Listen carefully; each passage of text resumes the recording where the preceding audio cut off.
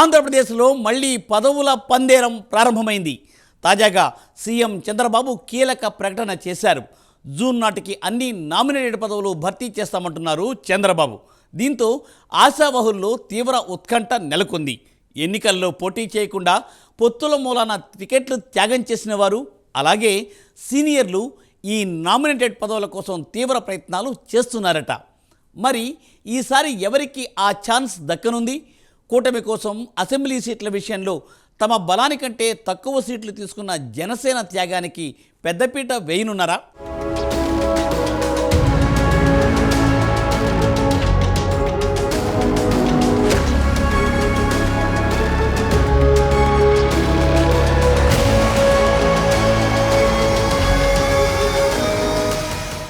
ఏపీలో మూడో విడత నామినేటెడ్ పదవులను త్వరలోనే ప్రకటించబోతున్నారన్న వార్తతో ఆశావహుల్లో తీవ్ర ఉత్కంఠ కొనసాగుతోంది.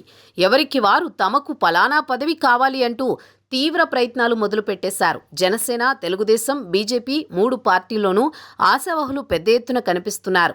ఎందుకంటే ఈ మూడు పార్టీలు కూటమిగా పోటీ చేయడంతో చాలా మందికి సార్వత్రిక ఎన్నికల్లో పోటీ చేసే అవకాశం దక్కలేదు. దీంతో వారంతా తమకు ఏదో ఒక ప్రాధాన్యత కలిగిన నామినేటెడ్ పదవి దక్కుతుందని ఆశతో ఎదురు చూస్తున్నారు. ముఖ్యంగా జనసేన తమ బలానికి తక్కువగా సీట్లు తీసుకుని త్యాగం చేసింది. దీంతో కేవలం 21 స్థానాల్లో మాత్రమే పోటీ చేసింది జనసేన. మిగతా నియోజకవర్గాల్లో త్యాగానికి పాల్పడింది. దీంతో ఆయా నియోజకవర్గాల్లోని జనసేన నాయకులు నామినేటెడ్ పదవులు అయినా దక్కకపోతాయా అన్న ఆశతో ఎదురుచూస్తున్నారు. ఇంకోవైపు దశాబ్దాలుగా కాషాయ జెండా మోస్తున్న బీజేపీ శ్రేణులు సైతం నామినేటెడ్ పదవుల్లో వాటా కోసం తహతహలాడిపోతున్నారు. ఇక తెలుగుదేశం చూస్తే తెలుగుదేశం కూడా పొత్తుల్లో కొన్ని నియోజకవర్గాల్లో సీట్లు వదులుకోగా అక్కడి నాయకులతో పాటే సీనియర్ నాయకులుగా ఉన్నవారు కూడా నామినేటెడ్ పదవుల కోసం ఆతృతగా ఎదురు చూస్తున్నారు. ఇప్పటికే 2 విడతలు నామినేటెడ్ పదవులను భర్తీ చేయగా ఈసారి ఛాన్స్ ఎవరికి దక్కనుంది అన్న టెన్షన్ మూడు పార్టీల్లోనూ కనిపిస్తోంది.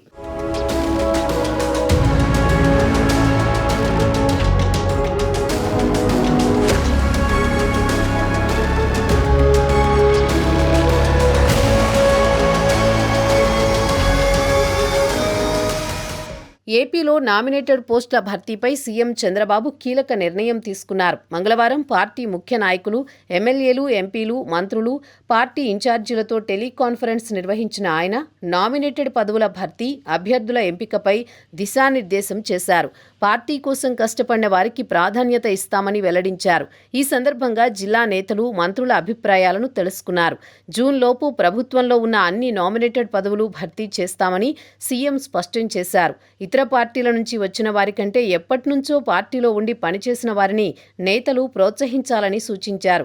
5 ఏళ్ల కాలంలో ఇబ్బందులు పడ్డవారికి మొదటి ప్రాధాన్యత ఇవ్వాలని, తొలి నుంచి పార్టీని నమ్ముకున్న వారికి పదవులు దక్కేలా చూడాల్సిన బాధ్యత ఎమ్మెల్యేలదేనని చంద్రబాబు స్పష్టం చేశారు. 214 మార్కెట్ కమిటీలు, 1100 ట్రస్టు బోర్డులు ఉన్నాయని, రానున్న రోజుల్లో ఈ నియామకాలు పూర్తి చేస్తామని చెప్పారు. పదవి పొందిన వారి 2 ఏళ్ల పనితీరుపై సమీక్ష చేస్తామని, దాని ఆధారంగా మళ్లీ నిర్ణయాలు, భవిష్యత్తు అవకాశాలు ఉంటాయని సీఎం చంద్రబాబు తెలిపారు. వ్యవసాయ మార్కెట్ కమిటీలు, దేవాలయ కమిటీల నియామకంపై ఎమ్మెల్యేలు సరైన ప్రతిపాదనలు పంపాలని సూచించారు. వ్యవసాయ మార్కెట్ కమిటీలు, దేవాలయ కమిటీల్లో పదవి ఆశిస్తున్న వాళ్లు క్యూబ్స్ విభాగాల్లో సభ్యులుగా ఉండాలన్నారు. కష్టపడిన నాయకులు, కార్యకర్తలకు న్యాయం చేసేలా నామినేటెడ్ పదవులు ఇస్తామని అన్నారు. ప్రభుత్వ కార్యక్రమాలు, పార్టీ వ్యవహారాలు, నేతల పనితీరు వంటి అంశాలపై ఇందులో చర్చించారు. 2029లో మళ్లీ గెలిచేలా ప్రతి ఒక్కరి పనితీరు ఉండాలని తేల్చి చెప్పారు. 7 నెలల కాలంలో ఎన్నో పథకాలు, కార్యక్రమాలు, అభివృద్ధి పనులు చేపట్టామన్న చంద్రబాబు ఈ విషయాలను నిరంతరం ప్రజలకు వివరించాలని స్పష్టం చేశారు. ఎన్నికల హామీల్లో ఇచ్చిన పథకాలన్నీ అమలు చేస్తామని, ఈ విషయంలో వైసీపీ తప్పుడు ప్రచారాన్ని ఎండగట్టాలని నేతలకు సూచించారు. మెంబర్షిప్ బాగా చేసిన వారికి పదవుల్లో ప్రోత్సాహమిస్తామన్నారు. అయితే టీడీపీతో పాటే జనసేన, బీజేపీ నేతలకు ఎన్ని పదవులు దక్కుతాయన్నది ఆసక్తిగా మారింది. తొలి 2 విడతల్లో టీడీపీకి నామినేటెడ్ పదవులు ఎక్కువగా దక్కాయి. ఈసారి జనసేన, బీజేపీలకు పెద్దపీట ఖాయంగా కనిపిస్తోంది. రాజకీయ వర్గాల్లో చర్చ జరుగుతోంది. పదవులు ఇస్తే సమన్వయం పెరగాలి తప్ప సమన్వయం తగ్గకూడదు.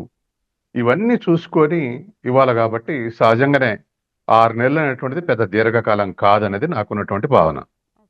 తర్వాత రెండవది, ఇవాళ మనం ఇన్క్లూజివ్ డెమోక్రసీ అంటున్నాం. ఎన్నికలు బాగా డబ్బుమయమైన తర్వాత ప్రజల్లో మంచితనం ఉన్నటువంటి వాళ్ళు, ప్రజలకు ఇష్టమైనటువంటి వాళ్ళు కూడా ఎలక్షన్లో పోటీ చేయట్లే, డబ్బులు పెట్టలేక. ఇవాళ అటువంటి వ్యక్తుల్ని, సమాజంలో గౌరవం ఉన్నటువంటి వ్యక్తుల్ని కనుక నామినేటెడ్ పోస్టులకు ఇన్క్లూడ్ చేసుకుంటే పరిపాలించే యొక్క పార్టీల యొక్క క్యారెక్టర్ పెరుగుద్ది, వాళ్ళ పలుకుబడి పెరుగుద్ది. కాబట్టి ఎటువంటి వాళ్ళకు పదవులు ఇస్తారు, మా పార్టీ అయితే ఎటువంటి వాడైనా ఏం లేదనుకోకుండా ఆ పార్టీలనే కూడా ప్రజల మన్ననలు పొందినటువంటి వాళ్ళని ఇచ్చుకుంటూ పోతే ఖచ్చితంగా ఆ ప్రభుత్వానికి ఒక మంచి ప్రతిష్ట పెరుగుద్ది. ఇదే సందర్భంలో ప్రతి రాష్ట్రంలో, తెలంగాణలో కానీ ఆంధ్రాలో ఏ పార్టీని నేను చూస్తున్నాం, ఎదుగుతాడు అనుకుంటే సాధారణంగా వీటిలలో ఎక్కువ పాత్ర ఎమ్మెల్యేలది ఉంటుంది. అంటే ఎమ్మెల్యేల యొక్క రికమెండేషన్ ఆధారంగా నింపుతా ఉంటారు. 90% అట్లా నింపుతున్నారు. అలా నింపుతున్నటువంటి క్రమంలో ఎమ్మెల్యేలు రేపు నాకు వీడు పోటీ ఎదుగుతాడు అనుకున్న వాళ్ళ పేరు రికమెండ్ చేయట్లే. కార్పొరేషన్ చైర్మన్కి కానీ, మార్కెట్ కమిటీ చైర్మన్కి కానీ, మిగతా డైరెక్టర్ల పోస్టులు పెద్దగా పట్టించుకోవట్లే. కానీ కార్పొరేషన్ చైర్మన్ కానీ లేదా మార్కెట్ కమిటీ చైర్మన్ కానీ నామినేటెడ్ పోస్టులు ఉంటే వాటిని ఆచితూచి రికమెండ్ చేస్తున్నారు.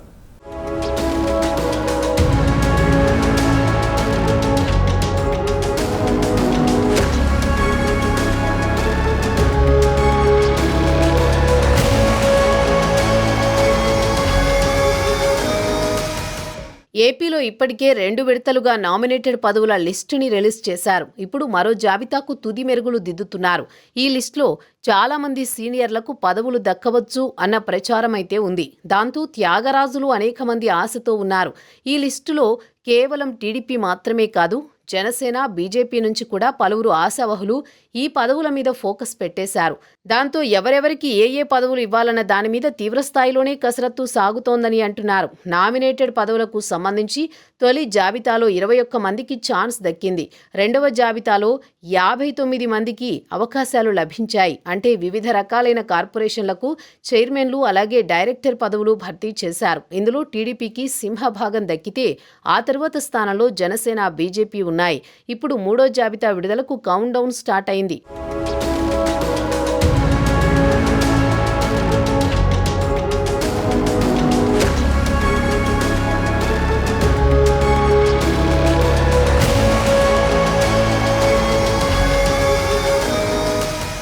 ముఖ్యంగా ఇక్కడ కూటమిలో 3 పార్టీల విషయానికొస్తే బీజేపీ బలానికి మించి సీట్లు దక్కించుకుంది. కానీ తక్కువ స్థానాల్లో పోటీ చేసిన జనసేన రాష్ట్రం కోసం త్యాగం చేసిందనే చెప్పాలి. జనసేన త్యాగాన్ని చంద్రబాబు కూడా గుర్తించారు. అయితే తొలి 2 విడతల్లో నామినేటెడ్ పదవులు రాలేదు. ఈసారి మాత్రం భారీగా జనసేనకు పదవులు కట్టబెట్టేందుకు చంద్రబాబు కూడా సుముఖంగా ఉన్నట్లు కూటమి వర్గాల్లో ప్రచారం జరుగుతోంది. అయితే పొత్తులో భాగంగా టికెట్ రాకపోయినా జనసేన పార్టీ కోసం అహర్నిశలు పనిచేసిన వారికే పదవుల పంపకంలో ప్రాధాన్యత దక్కబోతున్నట్లు తెలుస్తోంది. నమ్మితే గుండెల్లో పెట్టుకునే పవన్ పార్టీ కోసం ఏమీ ఆశించకుండా పనిచేసిన వారిని అందలమెక్కిస్తూ వస్తున్నారు.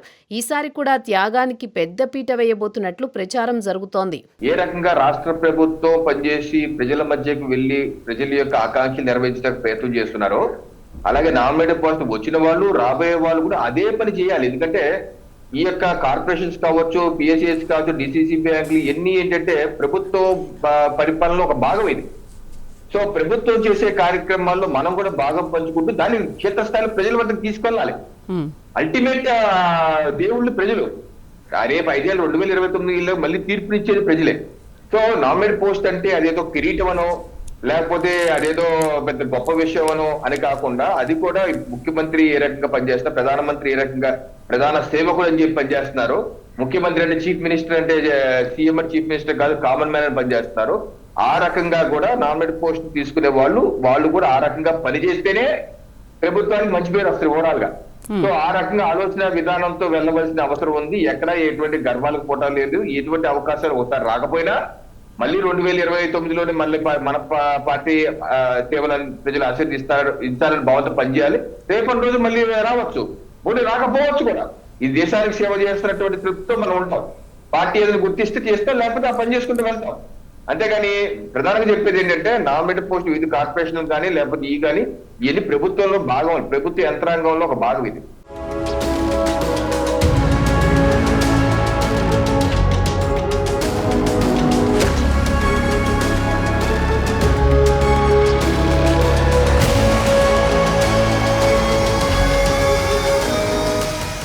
పవన్ కళ్యాణ్ నమ్మితే ఎంతవరకైనా నిలబడతారు.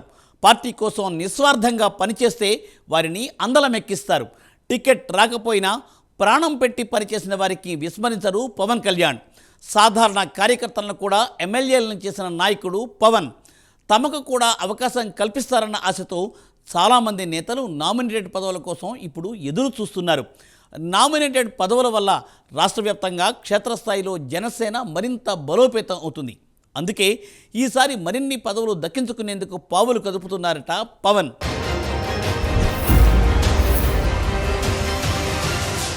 ఒక పార్టీలో టికెట్ రాకపోతే పార్టీ కండువాలు మార్చేసే ఈనాటి రాజకీయాల్లో ఇటు పవన్ కళ్యాణ్ను అటు చంద్రబాబును నమ్ముకుని చాలామంది నేతలు పొత్తులో తమకు పోటీ చేసే అవకాశం రాకపోయినా టీడీపీ జనసేన కోసం కష్టపడి పనిచేశారు ఎన్నికల సమయంలో. అటువంటి వారి కృషి వల్లే సార్వత్రిక ఎన్నికలలో కూటమి అఖండ విజయం సాధించిందని ప్రత్యేకించి చెప్పనక్కర్లేదు. నామినేటెడ్ పదవులతో ప్రజలకు మరింత చేరువయ్యే అవకాశం అయితే ఖచ్చితంగా ఉంటుంది. అయితే ఊహించని స్థాయిలో కూటమి పార్టీల మధ్య పోటీ కనిపిస్తోంది ఇప్పుడు.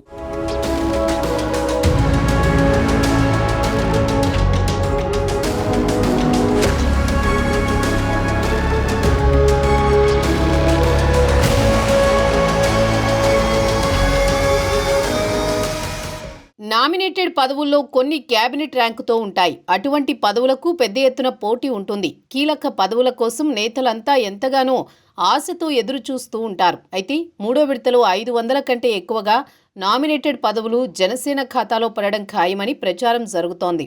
కేసెస్ లేకుండా అంటే రౌడీ షీట్స్ కానీ మరి ఎలక్షన్ స్మగ్లర్స్ కానీ ఇలాంటి వాళ్ళకు కూడా గతంలో జగన్మోహన్ రెడ్డి గారి ప్రభుత్వంలో ఉన్నప్పుడు వాళ్ళందరూ టీటీడీ బోర్డులో కూడా వేశారన్నమాట. అంటే అలాంటి వ్యక్తులు కాకుండా ఎవరైతే ఉంటారో భక్తులుగా ఉండి దేవుడి మీద భక్తి ఉన్న వాళ్ళని మాత్రమే అలాంటి కమిటీలు వేయాలి. ముఖ్యంగా హిందూ టెంపుల్స్లో హిందువులను వేయాలి, ఇతర మతస్థులను వేయకూడదు. మరి అదే అగ్రికల్చర్ మార్కెట్ కమిటీలో వచ్చేసరికి అగ్రికల్చర్ మీద అవగాహన ఉన్నటువంటి వ్యక్తులను వేస్తే డెఫినెట్గా మంచి సూచనలు చేయడానికి అడ్మినిస్ట్రేషన్ కూడా బాగుంటుంది. అంటే ఏ రంగంలో అయినా మనం పదవులు వేసేటప్పుడు ఆ రంగంలో వాళ్ళకి ఎంతో కొంత అనుభవం ఉంటే డెఫినెట్గా ప్రభుత్వానికి మంచి సూచనలు చేస్తారు.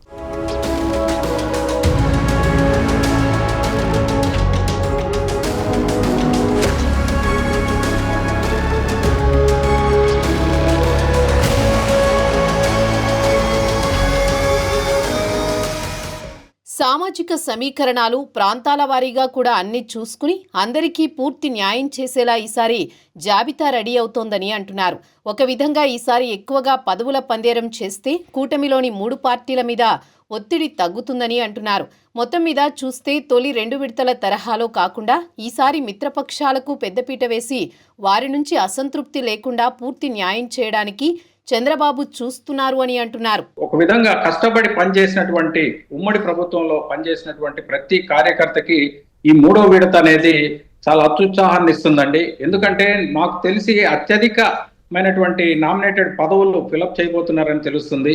కాకపోతే ఒకటే ఏంటంటే ఈరోజు నాకు చంద్రబాబు నాయుడు గారు చెప్పినట్టు ఆయన మంచి మాట చెప్పారండి. ఎప్పుడు కూడా ఏ పార్టీ అయినా కానీ కష్టపడి పనిచేసినటువంటి కార్యకర్తను గుర్తించగలిగిన రోజే ఆ పార్టీ అభివృద్ధిలోకి వస్తుంది.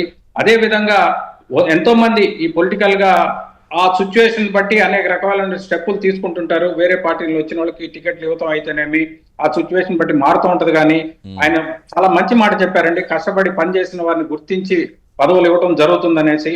అదే విధంగా ముఖ్యంగా మా జనసేన పార్టీ పవన్ కళ్యాణ్ గారి మా పార్టీలో ఉన్నటువంటి క్రమశిక్షణ విధానం ఏంటంటే పవన్ కళ్యాణ్ గారు ఒక గీత గీస్తే ఆ గీత ఎట్టి పరిస్థితుల్లో దాటే పరిస్థితి లేదండి. పవన్ కళ్యాణ్ గారు కానీ మా జనసేన పార్టీలో వాళ్ళైతేనేమి ప్రజల కోసం ప్రజలకు అండగా ఉండటం కోసం ఏర్పడిన పార్టీ. ఎవరు కూడా పదవుల కోసం ఆశించో ఏదో దాని పదవుల కోసమే పనిచేసే విధంగా మేము ఏ రోజు లేవండి.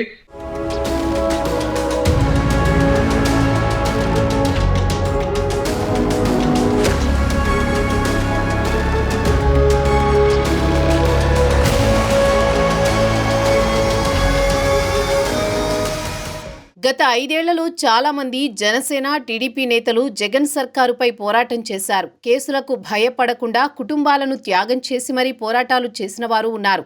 వారందరికీ ఈసారి న్యాయం చేసేందుకు పవన్, చంద్రబాబు అడుగులు వేస్తున్నారు. నామినేటెడ్ పదవులకు సంబంధించి వారికి ప్రాధాన్యత ఇస్తూ లిస్టు ఫైనల్ చేస్తున్నట్టు తెలుస్తోంది. ఆఖరికి మనం చూసుకున్నట్లయితే ఒక విలేజ్ లో ఒక వార్డ్ లో చేసినా కూడా వాళ్ళ పేర్లు ఒక డాష్ బోర్డ్ లో రిజిస్టర్ అయ్యి అది డైరెక్ట్ గా పార్టీ ఆఫీస్ నుంచి మానిటర్ చేసే స్ట్రక్చర్ ని క్రియేట్ చేశారు.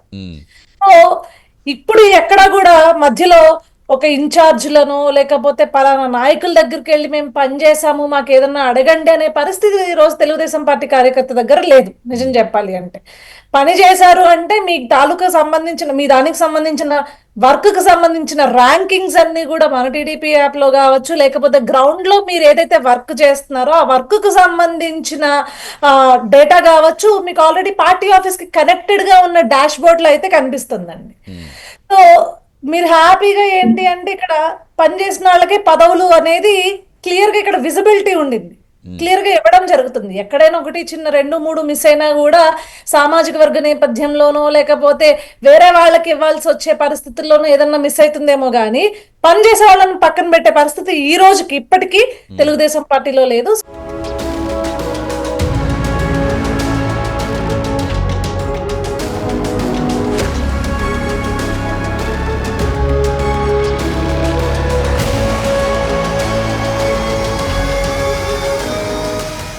ప్రస్తుతం ఏపీలో కూటమి సర్కార్ చాలా బలంగా ఉంది. ఐక్యమత్యంగా కూటమి పార్టీలు ప్రభుత్వాన్ని నడుపుతున్నాయి. కూటమి ఐక్యంగా ముందుకు సాగితే వచ్చే ఎన్నికల్లో కూడా జగన్కు సీఎం కుర్చీ అందని ద్రాక్షే. కాబట్టి ఆయన ఏపీలోనే ఉంటూ ప్రభుత్వ వైఫల్యాలపై పోరాడితేనే వైసీపీకి మనుగడ ఉంటుందని రాజకీయ పరిశీలకులు చెబుతున్నారు. ప్రజలకు జవాబుదారీతనంగా ఉంటూ సరికొత్త పాలనకు శ్రీకారం చుట్టారు కూటమి నేతలు. శిథిలమైపోయిన రాష్ట్రాన్ని మళ్లీ గాడిన పెట్టేందుకు కూటమి సర్కార్ తీవ్రంగా కృషి చేస్తోంది. ఇలా కూటమి పార్టీలకు ఆదరణ పెరుగుతుంటే తాము కూడా ఆదరణ పెంచుకోవాల్సింది పోయి జగన్ ఆ దిశగా ఆలోచన కూడా చేయడం లేదని రాజకీయ వర్గాల్లో చర్చ జరుగుతోంది.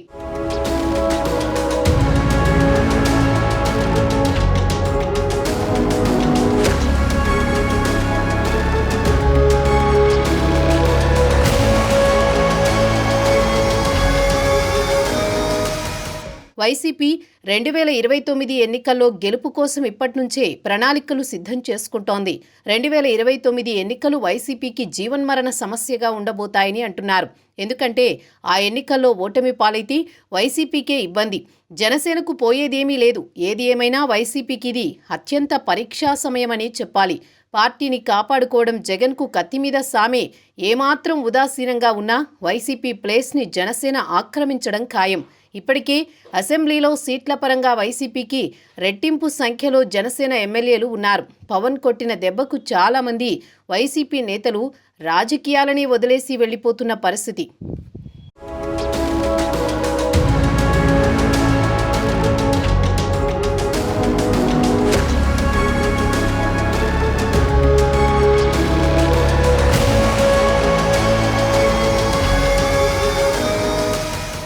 ఆంధ్రప్రదేశ్లో నామినేటెడ్ పదవుల వ్యవహారం అంతిమ ఘట్టానికి చేరినట్లే అనుకోవాలి.